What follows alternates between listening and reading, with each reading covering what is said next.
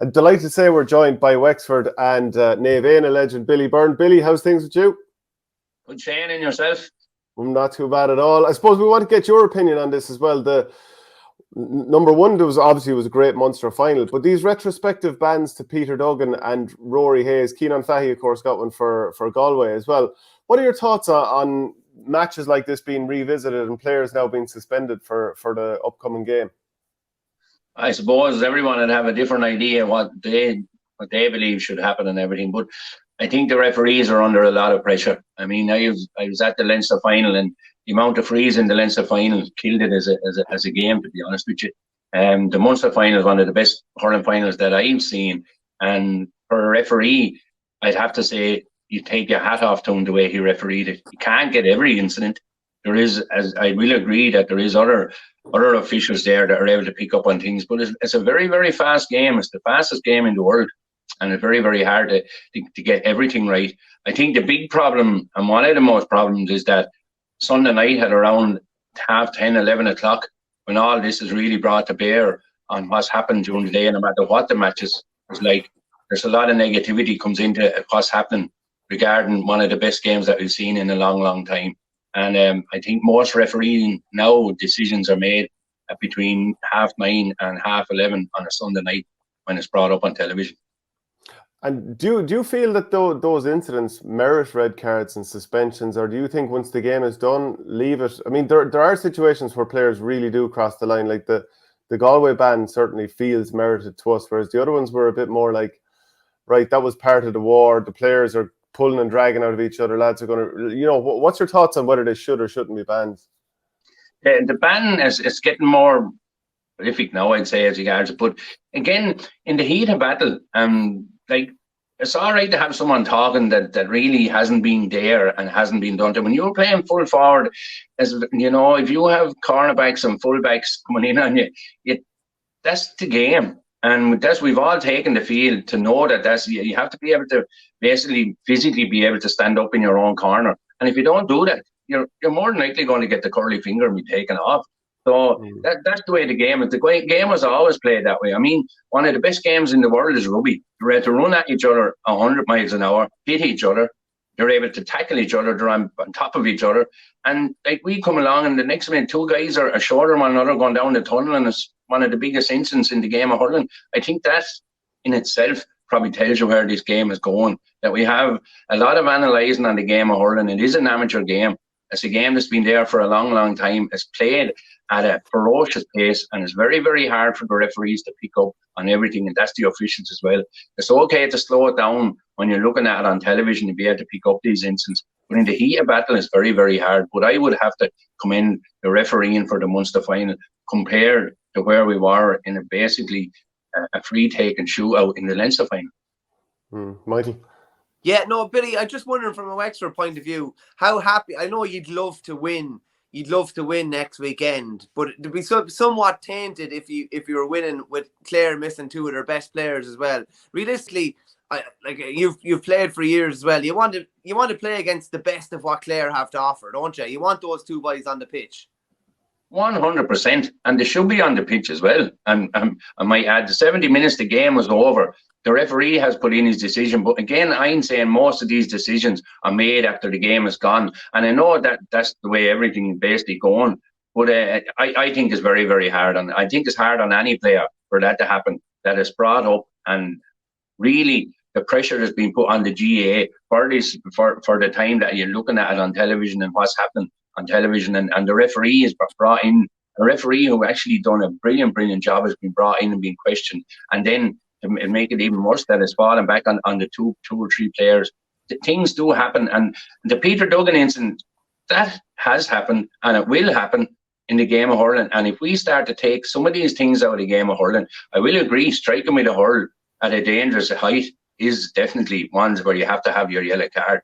But it's getting more and more prolific now as regards small things that are happening now. And people will say, well, that was a big thing. But in the game of hurling, you ask any player who's been in there, who has a cornerback hanging over him or a fullback on top of him, I keep saying this, if you don't fight your corner and you don't stand up for yourself in there, you are going to end up being taken off.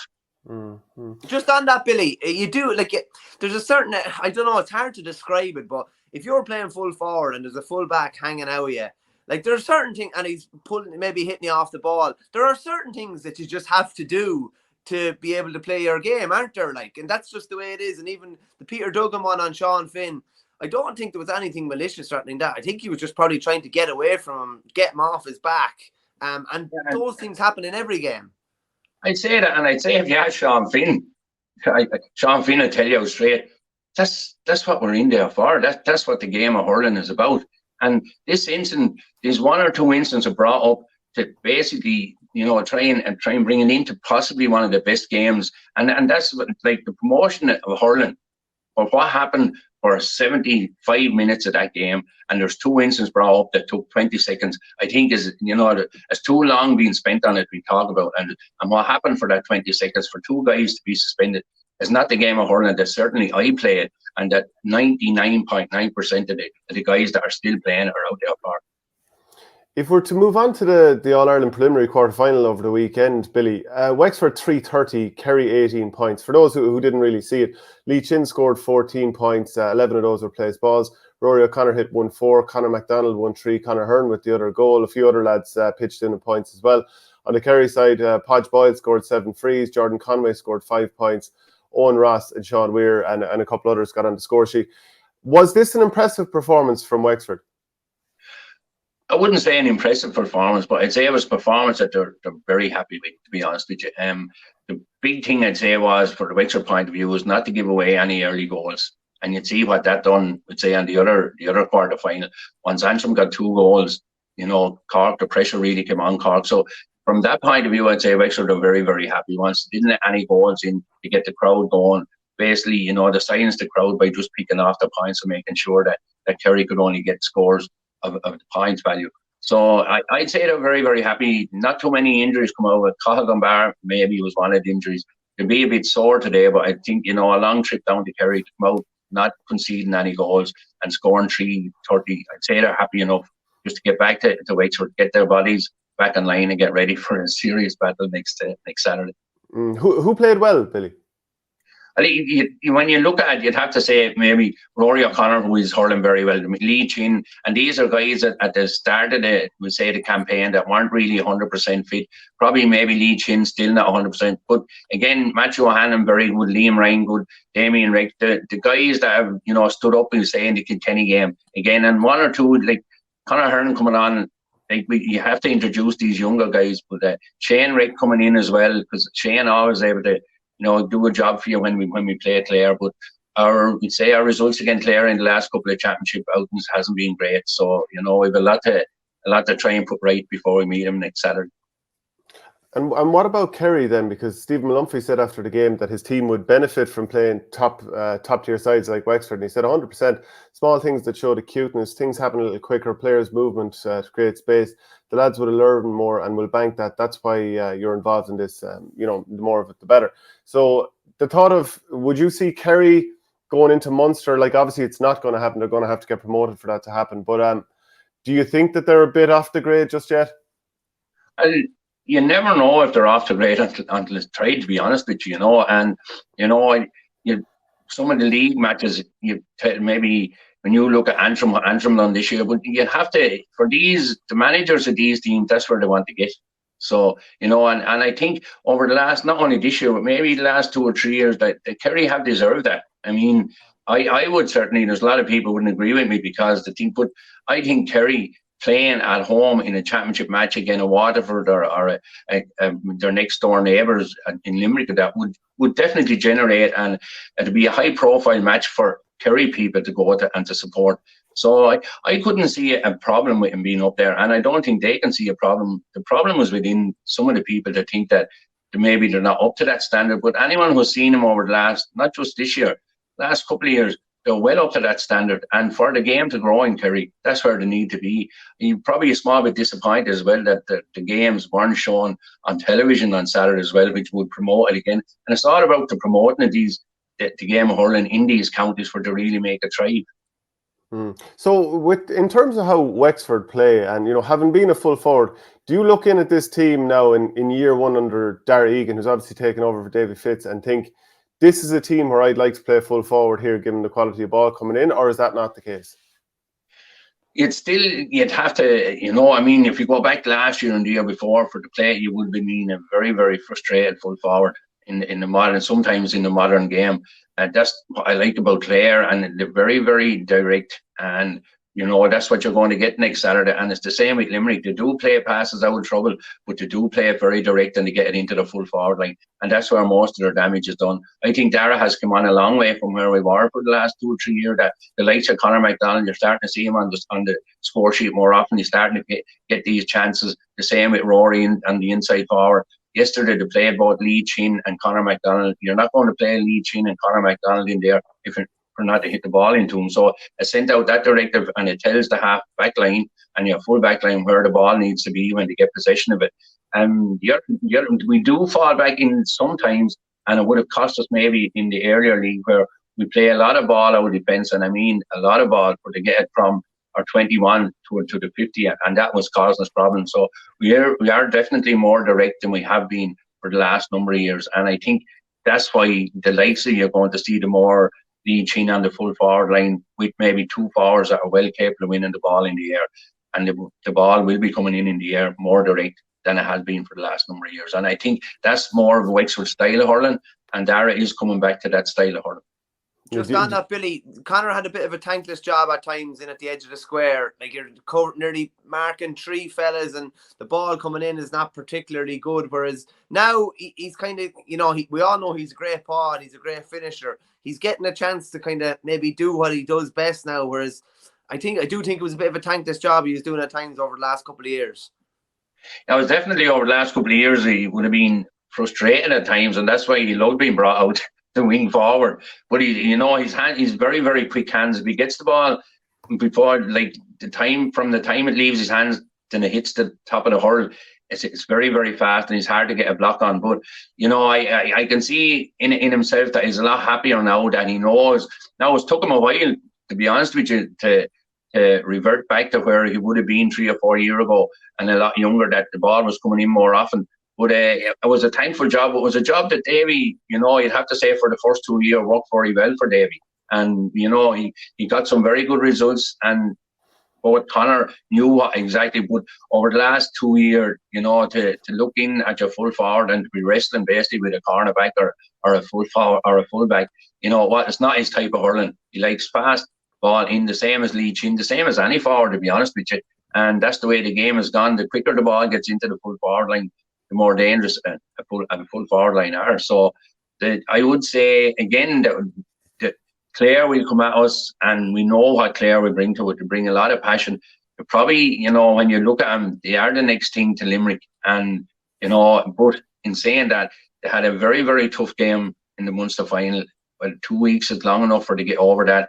It's a pity that these 2 suspensions are coming up. It's probably going to dampen the game a bit as regards the lead up to it, because that's what most of the talk is going to be about. Whereas it should be about the game of hurling, and all those guys should be on the field on the day of the match. Yeah. Do you remember Conor Mcdonald when he was first coming through in Naivana? Was there it's amazing that it's 2013 that he made his senior debut for Wexford, and he's still only 26. But do you first remember when he came on the scene and you started thinking, geez, we have a bit of a player here? I would have first remember Conor when he was about 9 years of age, and funny enough, at 9 years of age, you could pick him out his ability to catch a ball. He was 9, 10 years of age.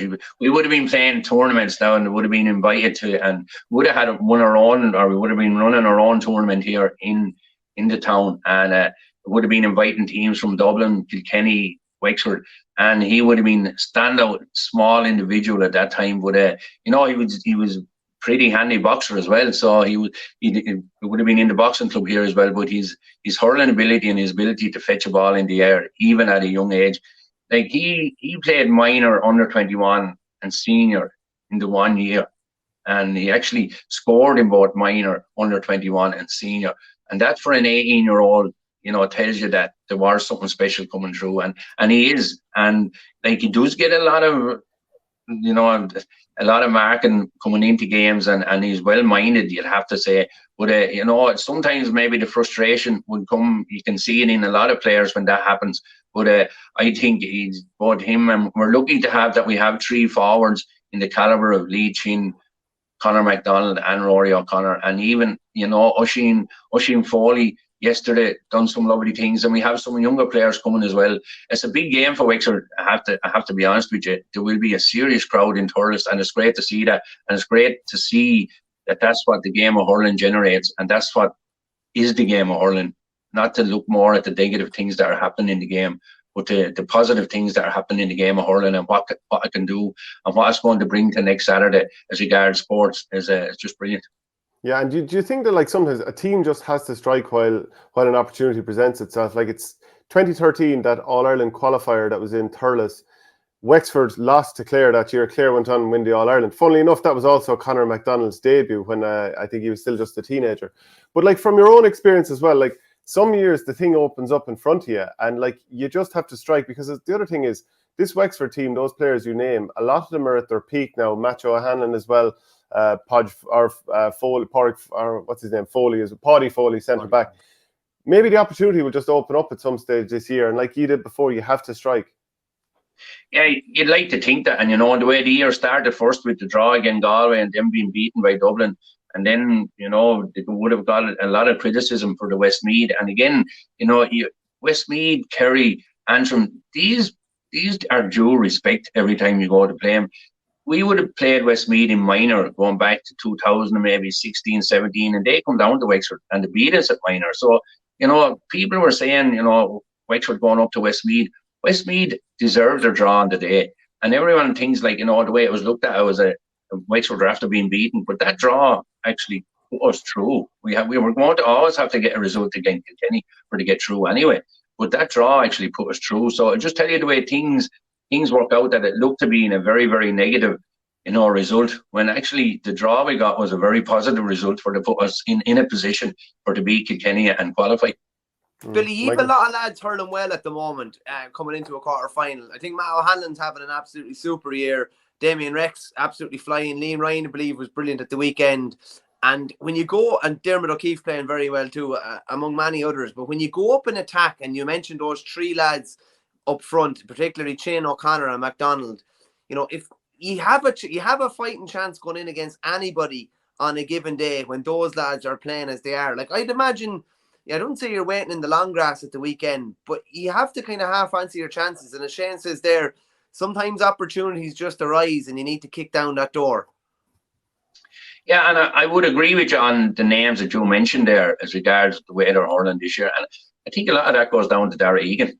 It's his first year as manager, and he's had some very positive results both in the league and now in the championship as well, and his backroom team. So, everything doesn't go right in the first year for you, certainly, and you have to, there's problems that you see in teams, and I think he's working it out very well. This is definitely, anytime you come into a quarter final down in Thurles, not a great play, it's been a graveyard for Wexford in a lot of years, but and you were saying positivity, why you'd have to say that we're coming at the right time. I think Clare have showed something as well, that it could be their year as well. I know that Limerick are that step ahead of Clare. Then maybe we have the likes of Cork, who will probably have a say in it, Galway. Any one of the teams that are playing next Saturday could make the breakthrough maybe get into an All-Ireland final. You never know in the year is given. Limerick are, as I say, that step above the rest, and rightly so, over the way they're playing, the way they're able to conduct themselves as regards, what they have to do in a game for to come through victorious. And we probably still have to learn some of them things. And, it's how our leaders stand up next week, and it'll probably be the same for Clare. But if we're able to, the likes of the guy who has, I think, in serious matches this year for us is Liam McGovern in around the middle of the field. And, he would have been the likes of Macho O'Hanlon, Liam Og, Dermot O'Keefe. All these are around the same age. Mark Fanning in the goal. There's a lot of years. These guys, they have a lot of experience, but they still have a lot of hurling. And if they turn up on the day, I would give us a great chance. I'm just going to quickly give an update on the All-Ireland quarter-final draw there, Billy, if you don't mind for 1 second. So Galway have Armagh, Kerry against Mayo, Dublin against Cork, and Derry against Clare. So some of those are kind of tasty enough now. I was kind of hoping that we'd see Armagh against Dublin. I think that would be a classic game, but it's worked out the way it's worked out, and we'll talk about it a little bit more later on. Billy, are you a football man, Billy? Are you into it, actually? I would have played football with Wexford for about 3 or 4 years, and we actually played a Dublin team in 1983 in the first round of the championship. A fairly good year for Dublin, and they beat us in every way up in Croke Park, and that was when I decided maybe hurling was the game for me, to be honest with you. But that was a serious Dublin team. Yeah, I would have had some good years with the Wexford jersey in the football. We would have been in Division 2, and yeah, we met some great friends, still friends of mine, and the game of football would still be fairly close to me. We would have trained our own team here in both hurling and football as regards underage, and I like the game of football, to be honest with you. Yeah. Was that the year that Dublin's Dirty Dozen beat Galway with 12 men in the All-Ireland final? Yeah, well, I wouldn't call them a Dirty Dozen. There would have been a few guys on that I would have known, and nicer guys you couldn't meet. But them for about 70 minutes, they just had a different way of playing football to everyone else. But I would have played against some of them guys. I remember playing in a minor Leinster final in '78, and Huron, Duff, Barney, Rock. They had some serious players that came that were beaten in the minor final that year to beat us as well. But that time, Dublin football generated something very special in the Leinster area. You have to give them great credit for what they've done for the game of football in the '70s. And a young guy coming up, and it was a pleasure to play against him. And to say you played against him, but at times playing against him wasn't a great pleasure, to be honest with you. Could you sort of give an idea? It's just as you mentioned it there. What was the GAA like then, and what was the experiences like then versus now? Is it a very different place watching GAA and being part of it? Oh, it is for sure. It's gone more professional. I mean, at that time, back in the 80s was a tough time in Ireland in itself, because a lot of people, a lot of good footballers and hurlers were actually leaving these shores. And it wasn't because they wanted to go; it was because there was no opportunities there for them as regards employment. And I would, back in '80, I think it was '83, I would have got a green card myself for to go abroad, but didn't go. I actually ended up being on the Wexford hurling team, and from there on, I decided to stay at home. But at that time, definitely the professionalism that came into the game and the way guys have to keep themselves basically so physically fit and right at all times now has definitely changed. But it was a game I loved. Both games, I loved playing them. It was very, very hard at that time even to play as a dual player to play both, because you were trying to train. You were playing at that time. The leagues were played a bit during the winter, coming into say the spring of the year, and you would have been playing basically every weekend. And there was some brilliant, you'd have to say, dual players at the time. But it's gone a thing now that you see. You just don't have the time for to be involved in both as a club, maybe, but certainly as an inter-county, the day of dual players finished and gone, which is a pity. Can you talk a little bit more about being a young man, at that era? Because I remember Larry Tompkins, he went abroad for a couple of years as well, and he'd come back then to play for Cork. So, it could have been very different. That was an era when, high unemployment, that sort of thing, was probably very difficult for a young man. So you actually went ahead and got the green card, but just never actually headed out. Yeah, never headed out. Yeah, got the green card, and just, you didn't want to go abroad, to be honest with you. Especially when involved in the sporting scene, which I was at the time, and I had a young family as well. So, and you just didn't want to head out there. There was opportunities, and some of the guys that actually played on that football team with me went and played on that minor team, went and got on very successful. You'd meet them every so often when they come home, but they were a big. They were a big part of your community, and it was sad to see him going. It was a sad time as regards that in Ireland, but definitely the GAA would have been part, and a very positive part of my life at that time, and probably the same for a lot of young guys that employment just wasn't there for at the time. So, I have a lot to basically appreciate for the game that I love so much, but it definitely would have helped me get through bad times in that end of it in Ireland.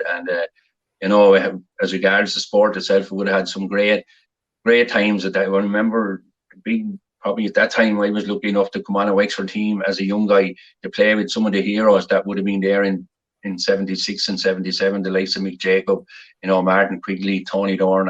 I played with these, and, as a 14, 15-year-old, seeing these coming through and end up being playing with them was definitely something I cherished at the time and still cherish it. Billy, I'm just wondering, you're talking about 1983 there, and I'm like, when I think you, I think of 96 and 97. When did you start with Wexford? And it must have been the guts of 20 years playing with Wexford between hurlers and footballers, right? I started playing with the footballers in 1980. We had a pretty good minor team, and then we had a good under-21 team in football at that time, and came on to the senior team, and came on to the hurling team then in 83. So I was in a lot of years in both playing both hurling and football, but concentrated on the football. Then starting in 83, 84 was the centenary year. So I decided 84 was the year that I was going to put everything into the hurling, and from there on was asked to go back into football maybe a few times, but didn't, because it just didn't really have the time, But it was a long time ago, but I have some great memories and made some very, very good friends. Even the other day I was at a communion, and I was talking. This guy came over to me, and he shook my hand. He said, "You haven't changed a bit." And it was actually Kieran Brennan. We beat him, and they were going for 3 in a row in 84, and we beat him in, I think OurGame was going for his 9th All-Ireland, but Tony Doran scored a goal in the last minute in 84 at Rockcrow Park, and it just he said, "I never forgive you for that one," and just had a chat with him. He was a brilliant hurler at the time, and just like the big thing for them that year was it was the centenary year, and they wanted to be in. They were going for 3 in a row. It wasn't the 3 in the row. It was the fact that the All-Ireland was going to be played in Thurles, and they wanted to be in it. And Wexford beat him in the first round. So I had a great chat with him. And it's nice to do them things, and it's nice to be part of a game that means so much to the people of Ireland. Were you hanging on, Billy, by the time Liam Griffin came along? Like, did you, like, I think I read somewhere, like, were you thinking about packing up even in 96?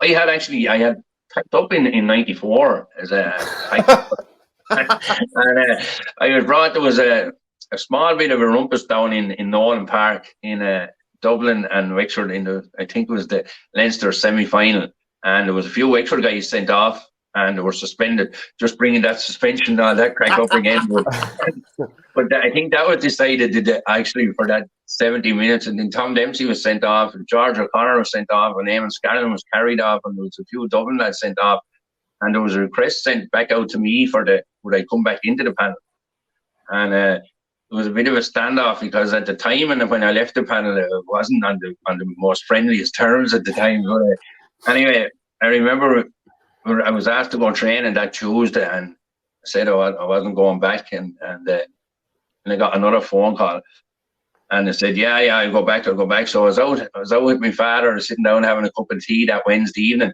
and my father said, "Are you going down training tomorrow night?" I don't know. He says, "I think you better." And I said, "Why do you think that now?" He says, "Because you're named on the paper a full forward for Sunday." So I decided then I'd go back. So I went back in 94, and we were beaten, awfully beat us in the Leinster final. And in 95 then, I always believed that the team we had was an exceptionally good team. Hurling-wise, definitely, we're as good as any. Our mental side of it was that we had never made a breakthrough, and it wasn't really till we made that breakthrough. But I always felt that the talent was there. And in fairness to Liam Griffin, he was the same. And he rang me and asked me would I stay on, that he wanted me to be part of the setup. And I knew, just talking to him on the end, I'd spoke to him a few times before, and how passionate he was about the game of hurling. And he was not the kind of a guy that you find it easy to say no to if he asked you to do anything, to be honest with you, because of his passion for the game and basically the way he treats people. He treats people with a lot of respect, and he did certainly. He treated me that way, and I always felt part of a great setup. And I was delighted not only for myself, but a lot of the older guys on the team, because they had some very, very good young lads that came through, and they probably were the ones, the likes of the Damien Fitzhenrys, the Paul Codds, the Gary Laffins, the Rory McCarthy's, Larry O'Brien. These guys came on to really give a hand to the likes of the George O'Connor, Martin Story, Tom Dempsey, and these guys. And they came together very, very well. And in in fairness to Liam, he brought it with the effort and the amount of work that had to go in to turn that around from being a negative feeling to a positive feeling, and the way he done it was exceptional, and it was so professional. And I think that was the one thing that Liam brought to a setup. Probably we would have seen it the year before with Clare, what they were able to do, but the professionalism Liam brought him, the things he done for to really get people thinking right about the game of hurling, what they needed to do to get across that line was exceptional. And I also think of because you were a veteran player by the time you were 36 by the time you won the All-Ireland. Sorry. I'm not sure, that must have dropped there for a second, I think. I'm just thinking about, the veteran players that Liam kept together. You were, I guess you were 36 when you were winning that All-Ireland. George O'Connor would have been, give or take, the same. And I remember having George O'Connor in for a training session with Coola around 2015 or whatever. And the way he held court, I was thinking, geez, can you imagine this lad in a dressing room? If you're about to go to war, I'd say he would give some serious speeches. So having that experience in the dressing room, the likes of yourself and George must have been huge for getting over the line. I was, to be honest with you, and just looking at that red jersey there. I remember we were playing 1993, I think it was, in the league game down in Park Equive, and half time was a fairly tough out game now between ourselves and Cork, and there was a little man to play centre back with us. It would have been the smallest guy on the field, but he had a heart of a lion. But you were getting a bit of hardship in the forwards, and Christy Keogh was over, and Christy gave his speech at half time, and we were coming out, and before we went out, this little man closed the door and he turned around, and the exact words he said was, he said, if our forwards are going to get hardship down that end of the field, well, their forwards are going to get some hardship down our end of the field. And fairness to him, he stood by his word, and he always did, and he was probably one of the best hurlers I was lucky enough to play with, and that was Liam Dunne. His mantle was that he played for the jersey that he wore, and he gave everything for it. And that was part of that team probably starting to come together. That these guys, the likes of Liam Dunne coming along, the likes of, say, even, Larry O'Gorman, Larry just believed he was the best, and sure, we have to tell him he was the best. But he was some individual hurler, but Liam was a real general for the size of him, but what he could do with a hurl was just magical. Yeah, Michael.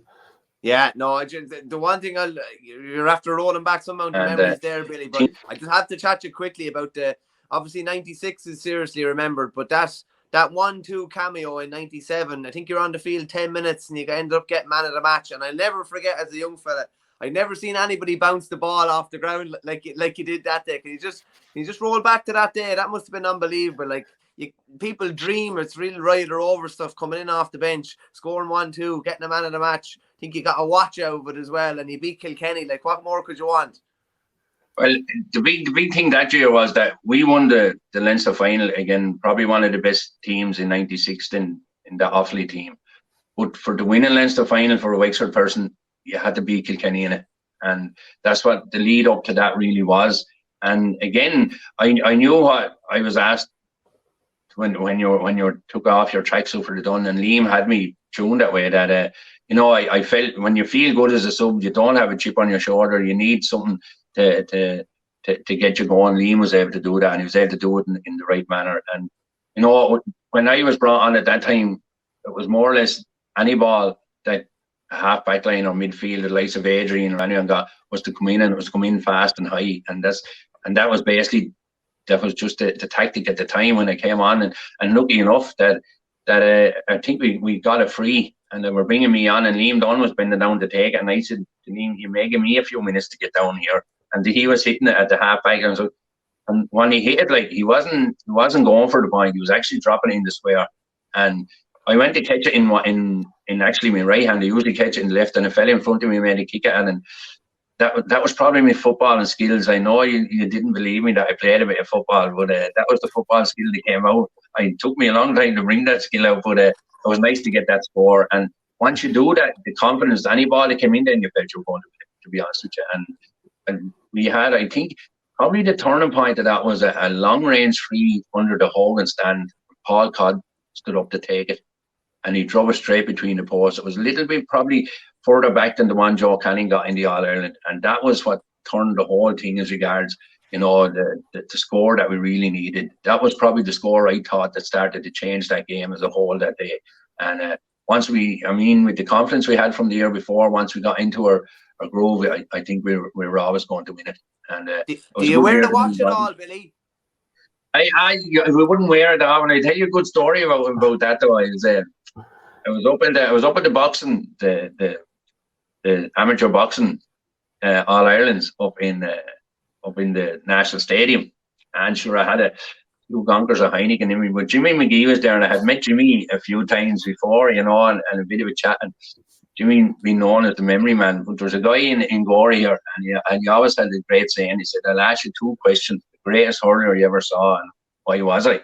This is what he used to say. So Jimmy McGee was coming in, and I was saying, "Jimmy, I have 2 questions for you. The greatest hurler you ever saw, and why was I?" And Jimmy looked at me and said, "Billy Byrne," he said, "you are the greatest hurler I ever saw for 7 minutes." What a response. I just have to say, fair play to him.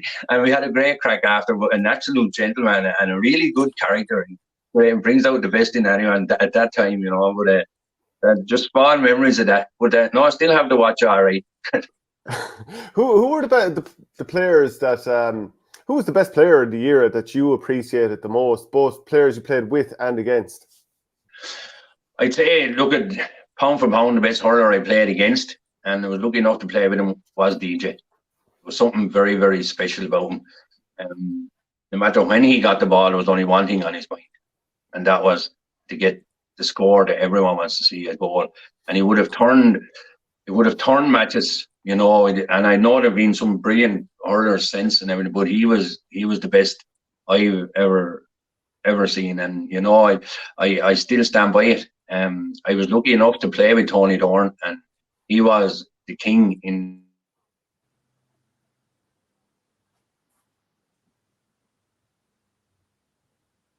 hurling. You know, I was, as I say, DJ Brian Whelan again. You know, his mastery with the hurl was just something else. And all them, Owen Kelly, I was lucky enough maybe at the end of it to meet him a few times. I thought he was a brilliant hurler for Tipperary, absolutely brilliant, and up there with the best. But in my time, the likes of John Fenton would have been serious as well, you know. And all of these players, funny enough, as a young guy coming up, there was a lad by the name of Pat Carey that used to hurl with Limerick. That's a long time ago, but he used to have the Doc Martin boots, and you know, it was a hurler that I was only young lad.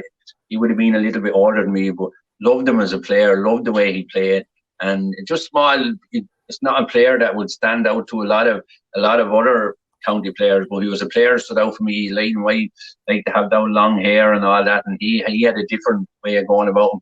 Sometimes it wasn't seen as a great thing in the GA to have long hair and an earring and you're playing, but that was the way I liked the game, and just there was different players that I would have liked and I would have seen playing that I would have sort of been lucky enough to meet and play with.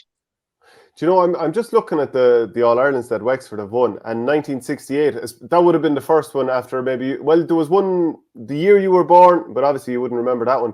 Do you remember the one in 1968? And I mean, this was an era when Jack Berry scored a couple of goals in the final, and also Tony Doran, who you'd end up playing with, but you were only 8 years of age. I suppose, were you at that game? I wasn't at it. I remember we would have lived about a mile outside of the town of Gorey, and I remember walking in to Gorey with my father. He was going to it, and then walking in when the game was over to meet my father coming back off the train, and that's what you done then. But listening to it on the radio would have been, and at the time I thought this Mick Roach at Tipperary was the greatest. Like the two players that really stood out for me in that All Ireland, listening to it on the radio, Mick Roach just seemed to be everywhere, and when he hit it, Dan Quigley just seemed to be everywhere for Wexford. And I saw Mick Roach a few times after, a complete athlete, but one of the best hurlers that I've ever listened to or saw. And they were the two characters that would have stood out in that game for me. Tony Doran scoring the goal. I mean, Tony Doran lives outside the town here, maybe a couple of miles outside the town, would be a rival club to ourselves. But what he done for Wexford, and what he, you know, when I say I was lucky enough to play with him, I was lucky enough to see him as well do things for Wexford, to drag him maybe 6 or 7 points down, to drag him to get a result, maybe winning by a point, but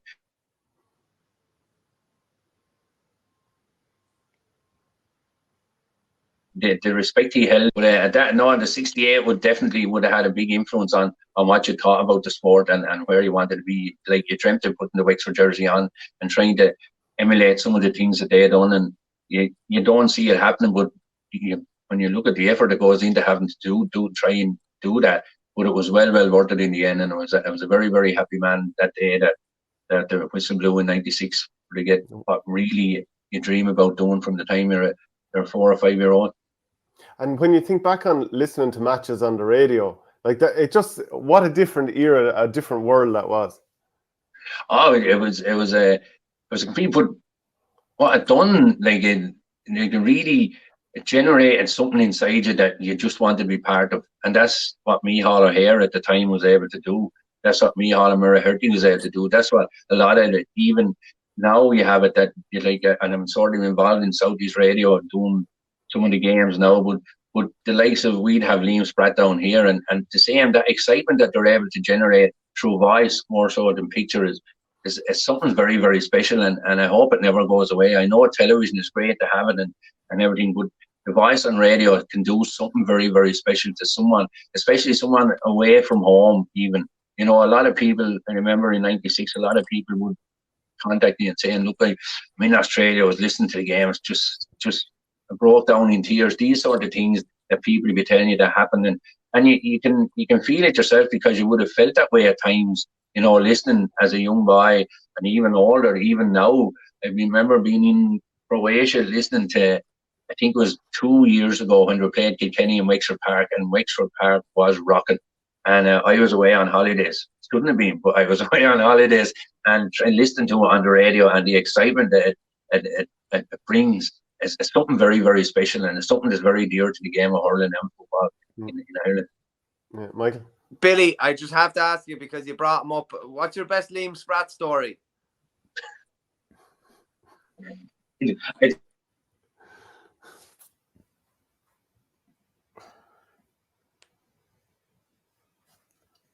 So many of there's a book in this, man.